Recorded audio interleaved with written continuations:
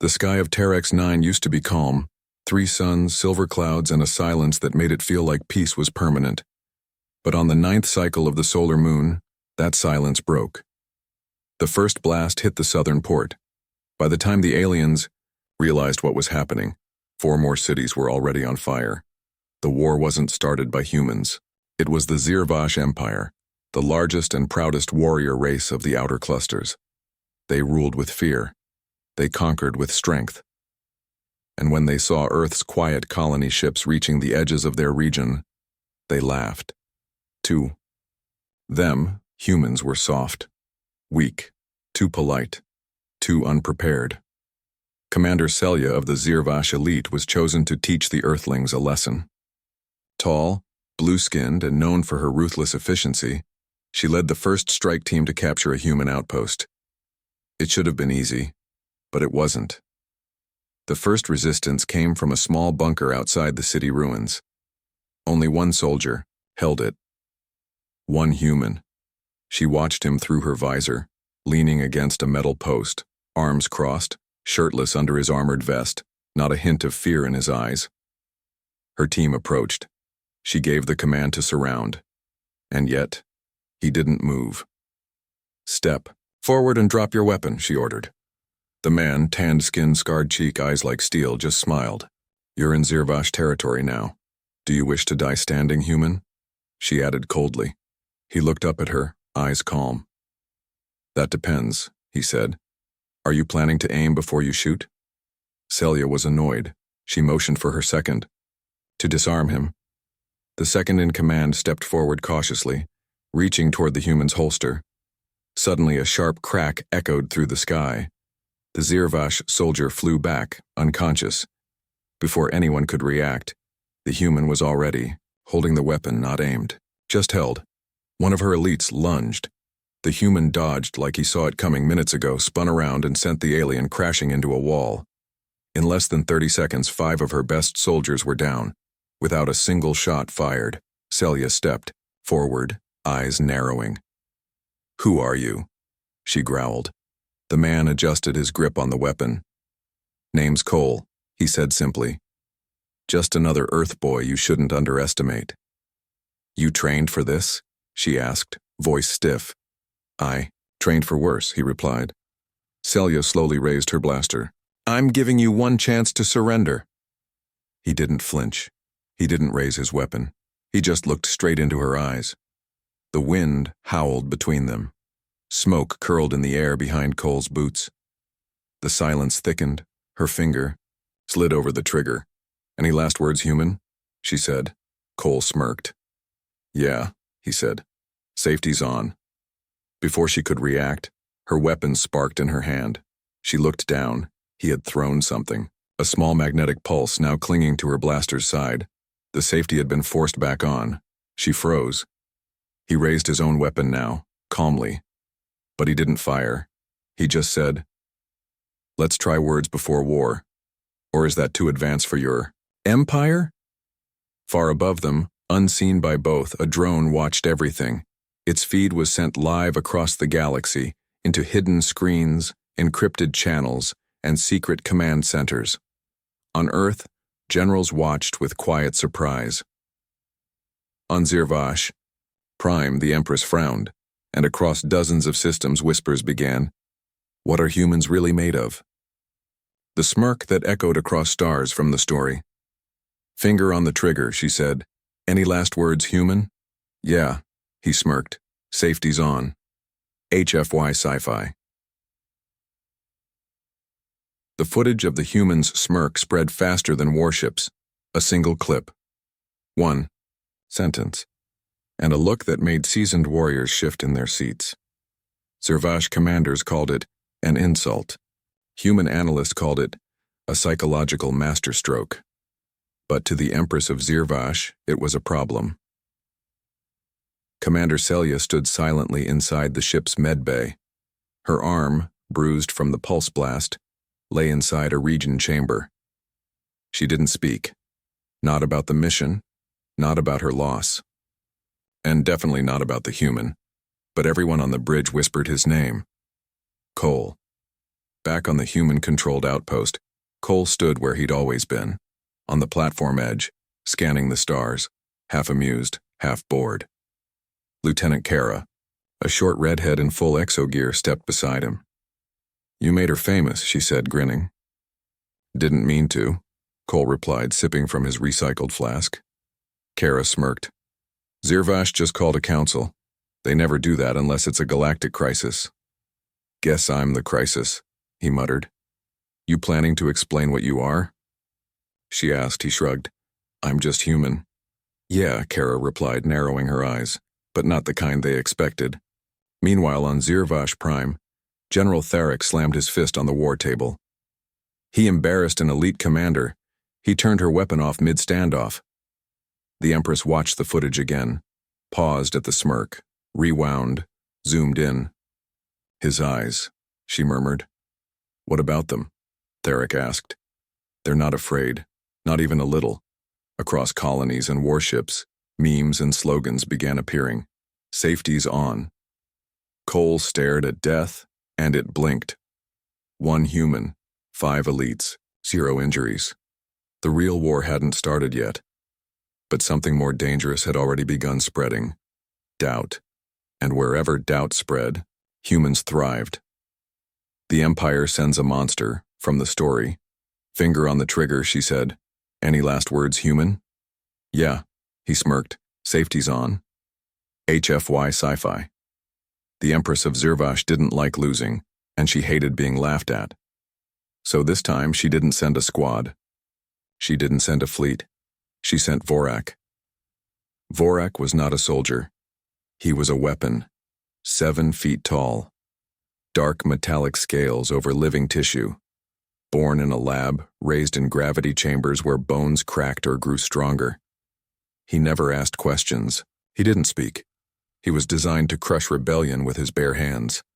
The last time Vorak was used, an entire moon surrendered in 4 minutes. Now the Empress gave him a target. "Bring me the human." Back on the outpost, Cole was fixing a comm tower with a wrench and a sandwich in his mouth. Lieutenant Kara watched from the roof. "You should be inside. Orders say—" "I don't care what orders say," Cole mumbled through a bite. "Signal's fuzzy. I like clarity." She rolled her eyes. "You're impossible. That's why they keep sending people to stop me." He grinned. Just then the air shimmered. Kara's wrist console blinked red. Atmospheric breach, energy spike, incoming unit, Class V combat entity. Cole dropped the wrench. "Well," he muttered. "That's new." The ground shook. From the north wall, Vorak stepped through the smoke, massive, armored inhuman. His eyes scanned the area. Cole waved casually. "Hey, big guy." Vorak didn't reply. Instead, he leapt. Boom! Dust exploded. Cole rolled sideways, narrowly avoiding a crater where he'd stood. Kara screamed, "That thing's not using weapons, it is the weapon." Cole pulled out his knife. Not a plasma blade, just steel. Kara stared. "That's your plan?" He smiled. "Let's see if this monster can bleed." What followed wasn't a fight, it was a storm. Vorak struck like thunder. Cole dodged like lightning. Every hit shook the buildings. Every dodge made the soldiers gasp. Steel clashed with claws. Sparks lit the air. Cole took hits. He bled. But Vorak stumbled. Not once, not twice, 3 times. And then, Cole stood on top of him. He placed the steel knife near Vorak's throat, breathing hard, covered in sweat and dust. "Tell your Empress," Cole said. "I'm not the strongest human. Not even close." In the command hall of Zirvash Prime, the Empress watched the final frame. Cole, smiling again, hands on hips as Vorak lay broken behind him. She crushed the glass in her hand. "This isn't a soldier," she whispered. "He's something." When the Empress makes it personal from the story. Finger on the trigger, she said. "Any last words, human?" "Yeah," he smirked. "Safety's on." HFY Sci-Fi. Silence filled the war chamber. The Empress of Zirvash stood alone in front of a 100-foot hologram, paused on one image. A human man, half smiling, covered in bruises, standing over her empire's deadliest warrior. Everyone had failed her. Every commander, every experiment, every strategy. So now, she wouldn't send anything, she would go herself. The message echoed across the galaxy. This is Empress Varen of Zirvash. I am coming to speak with the human known as Cole, personally. The words caused unrest, whispers, fear, curiosity, even. In human command halls, generals exchanged looks. You think she'll bring an army? No, she is the army. Cole was at the edge of the platform again, sipping from a mug of synthetic coffee when Kara approached. You got a visitor, she said flatly. Another one? He asked without looking. Kara didn't smile. This one's wearing a crown. The Empress did not arrive in a warship. She arrived in a vessel of glass and gold, silent as death, guarded by nothing. She stepped out alone.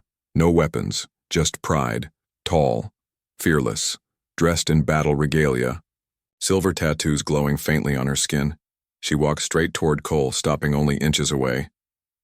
I've come to understand, she said, why the galaxy trembles when a human smiles. Cole raised an eyebrow. You here to fight? No. To surrender? She smirked. To measure. Behind her, fleets hovered in the sky. Civilians watched from windows. Cameras rolled across star systems. She circled him slowly. You don't radiate power, she said. You don't have armor or claws or venom. Yet, you defeat monsters. Cole shrugged. Monsters make mistakes, I don't. She stopped. What are you? He turned to her fully, mug still in hand. I'm a man, he said. But I was born on a world where the air fights your lungs, the animals hunt in packs, and the ice can burn your skin. On Earth, fear doesn't keep us safe.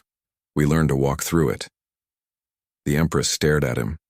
The wind shifted, and for the first time since she was crowned, she felt something. Not fear, but respect. Back in the palace, her advisors waited for her to give the order. Instead, she said, Send no more troops. If we keep pressing, he might stop being polite.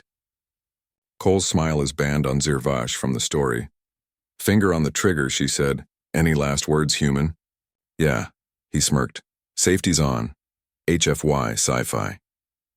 Back on the Empire's homeworld, news had spread faster than light. The Empress had returned from her encounter with the human. Not defeated, not injured, but changed. She no longer barked orders. She pondered, she paused, and most curious of all, she banned something. From this day forward, the Empress declared, any imagery of the human named Cole, especially of him smiling, is to be removed from all Zirvash archives, media, and military briefings. Her advisors were baffled.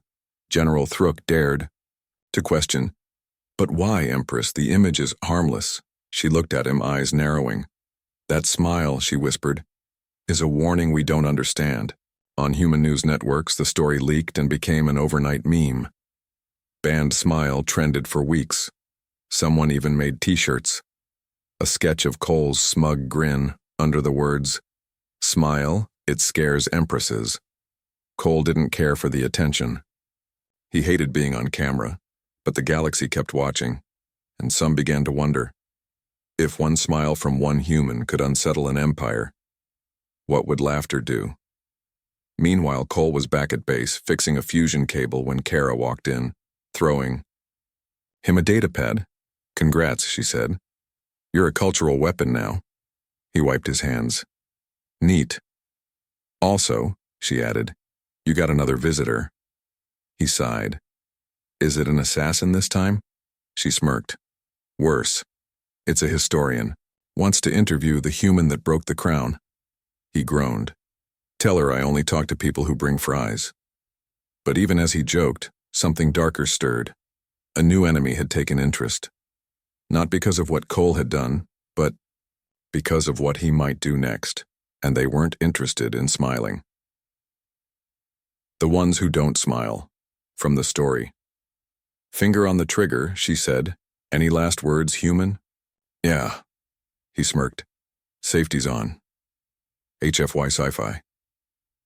Across the edge of known space, in the silent dark where stars died young, a signal echoed. Encrypted. Ancient. Not from the Empire. Not even from this era. It reached a place most had forgotten. A station cloaked in gravitational shadow. No name, no light, no warmth. Inside, things stirred. Not beings. Not exactly.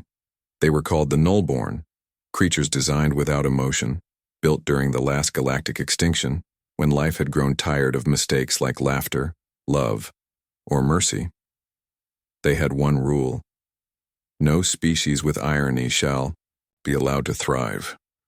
And now they had received the signal, a clip, 12 seconds long, a human named Cole, smirking, while a weapon was aimed at his head, saying something unexpected.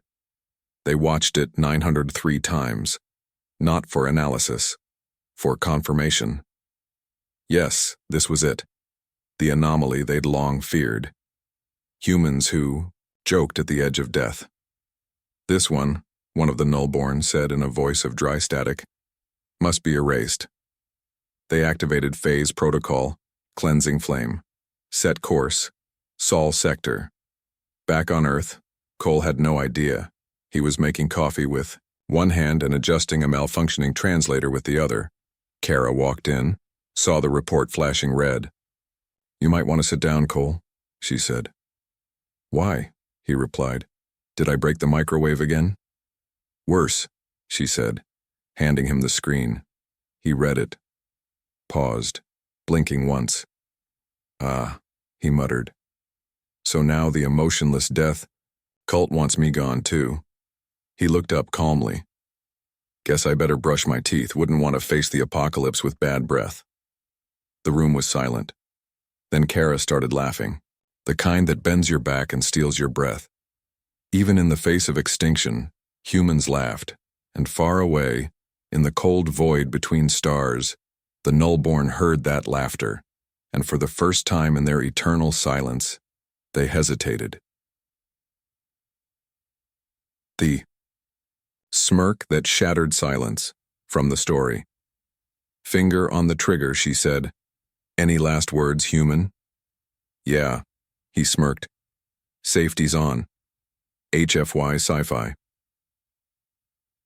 The Nullborn ships arrived without sound. Massive constructs of ancient alloy, humming with power older than most stars. They darkened the sky over Earth's orbit like a storm without lightning. Inside their cold chambers, they prepared the annihilation code. No demands, no diplomacy, just deletion.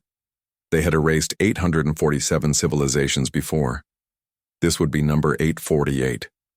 But then, something strange happened. They received a signal. Not from Earth's leaders, not from Earth's military, from a private channel. A single man. On screen, Cole. He leaned toward the camera, wearing a wrinkled t-shirt with the words, sarcasm loading, printed across it. Hey, metalheads, he said casually. You forgot to say please. The Nullborn processed this, not as threat, but anomaly. We do not require requests, their lead mind transmitted. We require compliance. Cole shrugged. Well, that's the thing. You picked the wrong planet. We don't do compliance. Then he smiled, and not a frightened smile. Not desperate, but the kind you give when you've already beaten the final boss in your head. He reached beside him and pulled up an ancient device, an old-school Walkman, and pressed play. Loud rock music blared into the transmission, and behind him, Earth's defenders, humans, alien allies, ex-prisoners, ex-enemies, all standing beside Cole. One of the Nullborn wavered. They are laughing, it said. Facing. Erasure, they smirk? The lead Nullborn paused, then turned away from the controls. For the first time in millennia, a question entered their minds. What if we're not the apex? Cole stared at the screen, knowing they were watching. This ain't our first extermination threat, he said. We beat extinction by being too stubborn to die. So if you're planning to push that button, he leaned closer. Better check if your safety's off. The screen went black. The Nullborn didn't fire. Their ships turned, retreating. back into the cold darkness that had birthed them. Humanity stood victorious, not by firing the first shot, but by refusing to flinch, by laughing in the face of doom, by smirking when others begged. And that's how the human known as Cole broke a deathless empire with one joke.